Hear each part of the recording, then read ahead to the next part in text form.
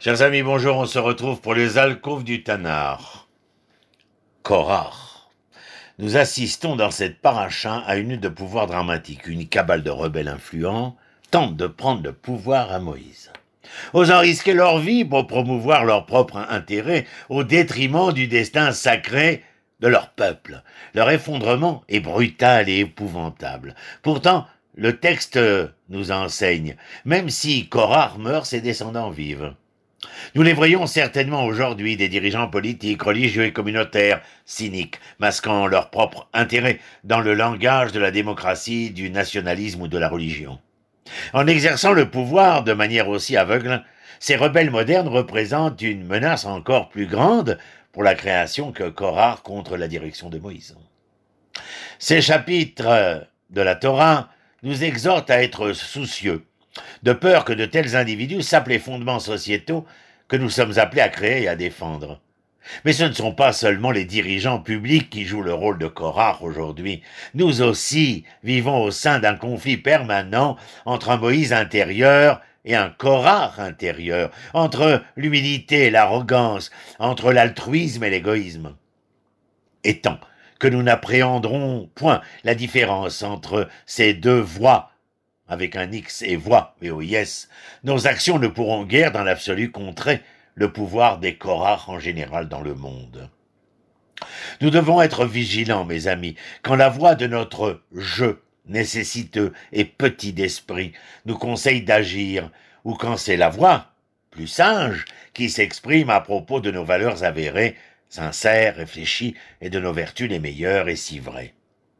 Nous avons besoin d'une pensée exercée, afin de discerner quelle voix sommes-nous à même d'entendre. Heureusement, nous pouvons également trouver quelques conseils dans cette partie du texte toranique. Selon notre tradition, Moïse est considéré comme l'humilité incarnée, un véritable serviteur de Dieu. Le Sfat Emet, l'Admour de Gour, un maître chassidique du XIXe siècle, avait compris que Moïse était si éloigné de tout orgueil dans son attitude que le peuple ne pouvait comprendre sa modestie. Dans notre paracha de Korach, nous découvrons un Moïse instruit d'humilité, capable de diriger parce qu'il respecte Dieu et les Hébreux de toutes les fibres de son être, et ce malgré une constante frustration vis-à-vis de chacun. Par deux fois, il tombe face contre terre, devant Korach et devant Dieu, essayant en cela d'arrêter la rébellion et d'empêcher Dieu de détruire les Hébreux constamment désobéissants. Moïse réagit de façon étonnante. Il entend que le défi de Korach n'a rien à voir avec lui, mais serait un défi lancé à Dieu seulement.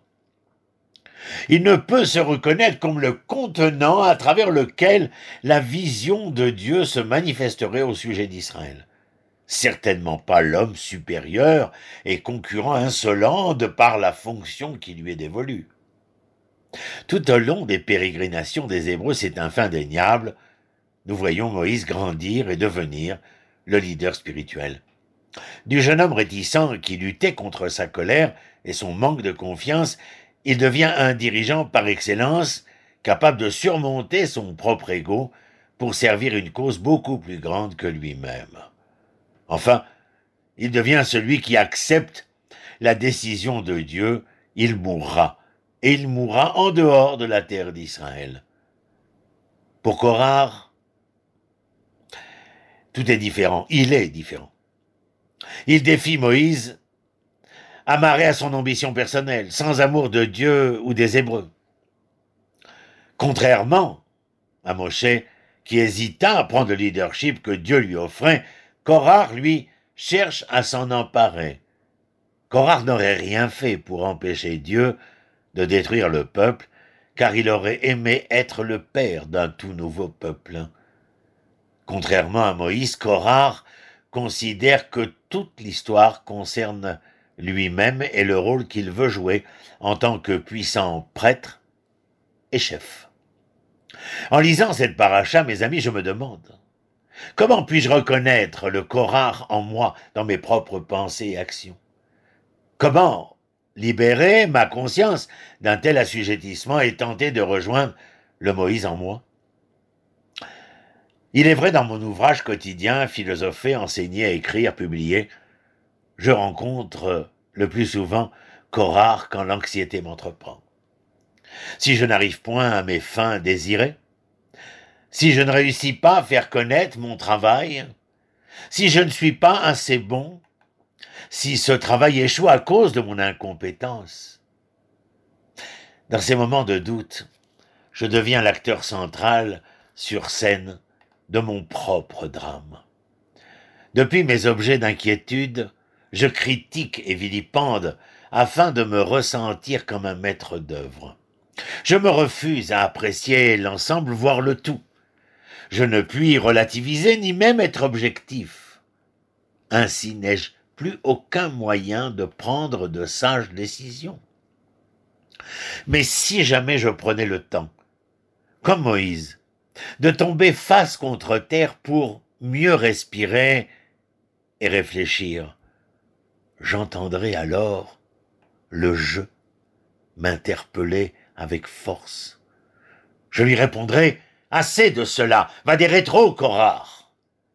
reconnaissant au bon sens, une fois exprimé, l'histoire de mon moi et de ses angoisses. Dans cet espace, Moïse peut émerger et me rappeler à l'humilité, à la reconnaissance que, comme tout le monde, je ne suis que le frêle joueur de ces drames. Je peux raviver ma confiance en la sagesse des mouvements métaphysiques et en la sagesse de tous mes camarades de campagne pour comprendre l'événement de l'ici et maintenant. Disons-le sans crainte, le Korach en chacun de nous est provoqué par différentes émotions. La peur, la colère, l'anxiété, la cupidité, le doute, et plus encore. Lorsque cela se produit, mes amis, nous perdons de vue le tout et nous nous retrouvons pris au piège de nos propres accidents intérieurs. Nos exigences égoïstes éclipsent les nécessités d'autrui. Le chemin de Moïse et le nôtre consiste à passer de la contrée étroite de nos doutes, de notre peur, de notre colère et de notre jalousie vers une vie emplie d'union dans une communauté de soins et de responsabilités mutuelles. Au sein d'une telle alliance, tout le monde est sain.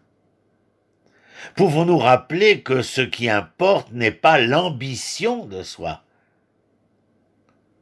la volonté d'être reconnu, mais le travail visant à faire de l'âme qui est mienne, de la maison qui est mienne, du bureau qui est mien, du monde qui est mien, un endroit plus sûr, plus sage, plus compatissant pour tous. Une telle perspective aide chacun de nous à se rapprocher et à devenir l'humble serviteur de Dieu.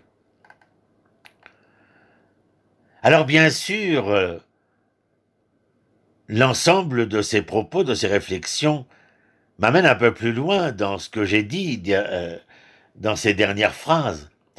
Cette volonté d'être reconnu. Au cours des dernières décennies, la politique de reconnaissance est devenue un thème important dans la théorisation politique et sociale de la justice et de la liberté. Le désir de reconnaissance, mes amis, c'est-à-dire le désir d'avoir l'approbation, l'estime, la considération ou le respect de ceux qui nous entourent, que ce soit en tant qu'individu d'ailleurs, ou membre de groupes sociaux, est en fait décrit comme un besoin humain vital. La répartition des droits et obligations, des richesses et des ressources, tout tourne autour du thème de la reconnaissance. Le fait de ne pas reconnaître l'humanité d'autrui ou son identité particulière comme digne de respect ou d'estime entraîne souvent des résultats politiques et sociaux profondément injustes. L'idée centrale derrière ces débats que nous pouvons lever est que l'identité d'une personne, sa propre compréhension de qui est-elle et sa position sociale et politique dans toute communauté organisée les droits qu'elle a et les protections qu'elle possède en vertu de la loi sont toutes en partie façonnées par la reconnaissance ou la méconnaissance d'autrui. Comme Charles Taylor le décrit, un monde social et politique qui renvoie aux individus une image dégradante d'eux-mêmes peut entraîner de graves dommages psychiques et causer de réels dommages physiques. Une société politique qui refuse simplement de reconnaître les identités de certains groupes d'individus comme ayant un quelconque statut peut entraîner un déni radical des droits fondamentaux auxquels ces individus ont droit en tant que membres d'une communauté politique, d'un État social. En effet, bon nombre des principaux mouvements culturels, ethniques, raciaux, de genre et religieux de ces dernières décennies, enfin surtout de ces dernières décennies, sont considérés par les bien-pensants comme organisés autour du principe de reconnaissance. La lutte pour que leur identité soit reconnue par tout autre comme digne de respect. En essayant de donner un sens à la politique de reconnaissance, les bien-pensants, nos chercheurs, nos intellectuels, se sont pour la plupart tournés vers le compte-rendu de Hegel, de la lutte pour la reconnaissance de l'orientation. Ses remarques les plus marquantes à ce sujet se trouvent dans la Phénoménologie de l'esprit, célèbre ouvrage de Hegel, où il discute de la lutte pour la reconnaissance à travers ce qui est connu comme la dialectique du maître et de l'esclave. Alors que Hegel offre certainement un compte-rendu extrêmement sophistiqué et important du sujet, et bien que beaucoup aient déplacé le débat vers d'autres domaines du corpus de Hegel, la négligence générale des traitements philosophiques sur cette question par d'autres penseurs de l'histoire, de la pensée, reste regrettable. Alors voilà, j'espère que, en tout cas j'ai essayé, d'y apporter mon grain de sel, ma goutte d'eau, dans cet océan de réflexion. Merci à vous, shalom shalom, et à très bientôt.